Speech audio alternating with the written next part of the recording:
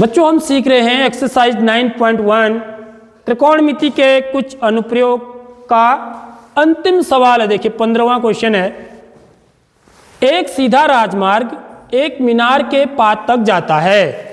तो देखो ये जो है एक डायग्राम यहाँ पर बनाया गया है, ऐसे आपको चित्र बनाना है, सिर्फ कार नहीं बनानी है आपको, ठीक है।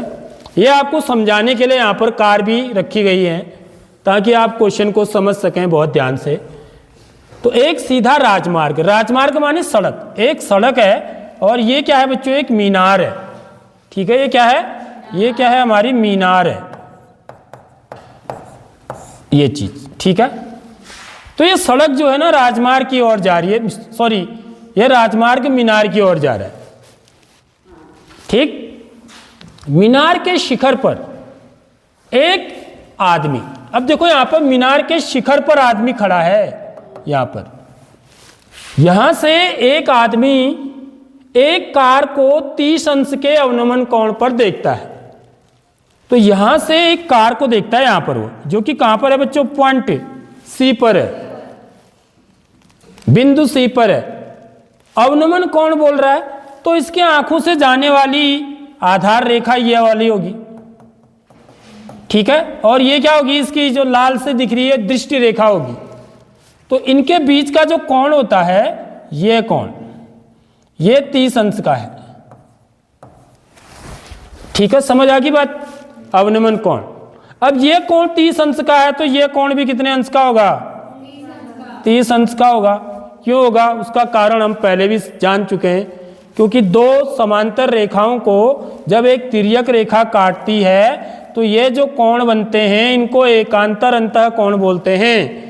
तो एकांतर अंतः कोण उस स्थिति में जब रेखाएं समांतर होती हैं तो बराबर होते हैं। तो एकांतर अंतः कोण है तो ये 30 अंश का है तो ये भी 30 अंश का हो जाएगा, ठीक है। उसके बाद देखिए 6 सेकंड बाद कार का अवनमन कोण 60 अंश हो गया, ठीक है। तो कुछ समय के बाद क्या हो गया, अब कार किस ओर आ रही है, मीनार की ओर ही आ रही है।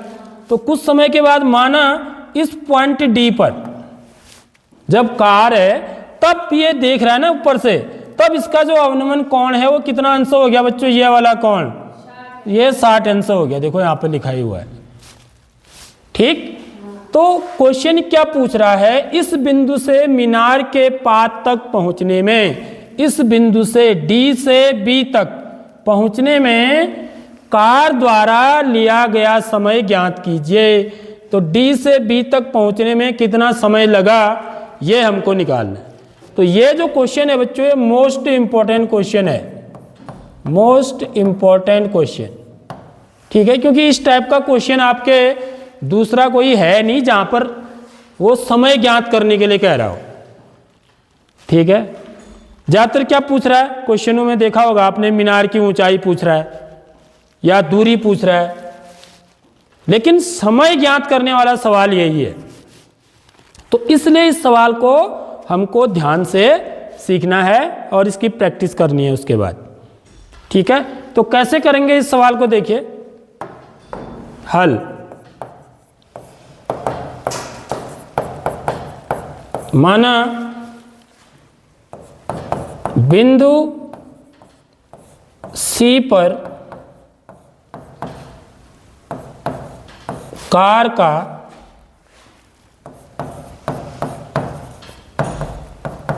अवनमन कोण 30 अंश तथा बिंदु डी पर कार का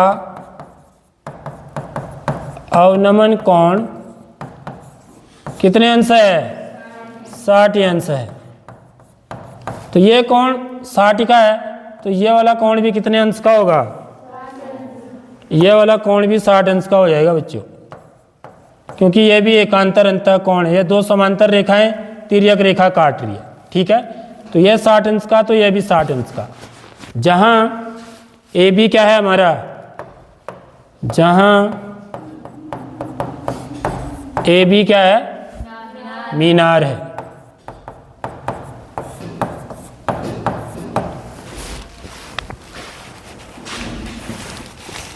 तो सबसे पहले हम इसमें क्या ज्ञात करेंगे? अब इसमें कोई ऊंचाई दे रखी है हमको? नहीं दे रखी है। ठीक है, तो ये दूरी को माना मैं क्या ले लूं बच्चों? C से D तक की दूरी, मीनार की ऊंचाई को h मान लेते हैं। ठीक है, ये ऊंचाई माने क्या है? h मीटर है। और ये जो दूरी है इसको क्या मान लें? x मान लें।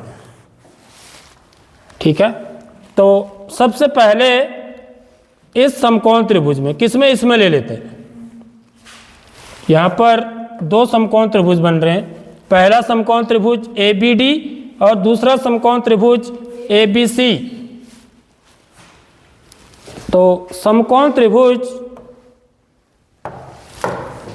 यहां पर माना AB बराबर H तथा CD बराबर X इकाई माननी पड़ेगी, क्योंकि B से लेकर D तक की दूरी को क्या मान लें? BD बराबर y इकाई। यानी कि ये दूरी कितनी है मेरी? x इकाई।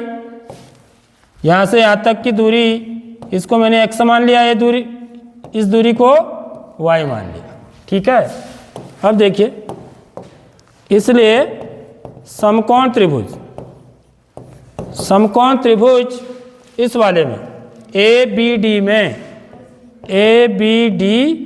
में tan 60 डिग्री बराबर क्या होता है? लंब बट्टे आधार, यानी कि AB बट्टे BD। तो tan 60 की वैल्यू होती है वर्गमूल 3 बराबर H बट्टे y। तो मुझे क्या चाहिए यहाँ पर बच्चों? मुझे यहाँ पर ना h नीचे, h से मुझे क्या लेना देना ना, तो मैं h का मान निकाल लेता हूँ। किसके पदों में? y के पदों में। इसलिए h बराबर क्या हो जाएगा? y√3। This is equation number first. ठीक है, अब समकोण त्रिभुज दूसरे वाला ABC में tan 30 डिग्री बराबर लंब बट्टे आधार। ठीक है, तो ये क्या हो जाएगा? AB बट्टे आधार क्या है? BC। तो tan 30 की वैल्यू कितनी होती है? 1/√3 बराबर AB की जगह पर क्या आ जाएगा मेरा? H बट्टे BC कितना हो गया बच्चों? X धन y। ठीक है, BC का मतलब हुआ BD धन CD। समझ रहे हो बात? या CD धन BD, ऐसा लिख लो। यहां पर ही लिख लेता हूं, चलो, बराबर AB बट्टे CD धन BD। ठीक है, तो AB का मान H हो गया और ये हो गया X प्लस y। ठीक है, H बट्टे X धन y। यहां से क्या करेंगे? क्रॉस मल्टीप्लाई करेंगे। X धन y बराबर √3h। अब क्या करेंगे? समीकरण 1 से h का मान रख देंगे। यहां पर समीकरण 1 से h का मान रख देंगे, तो क्या हो जाएगा? x धन y बराबर √3 इंटू y√3। क्या हमने समीकरण 1 से h का मान रखने पर समीकरण 1 से h का मान रख दिया, तो ये क्या आ गया बच्चों? देखिए यहां पर x धन y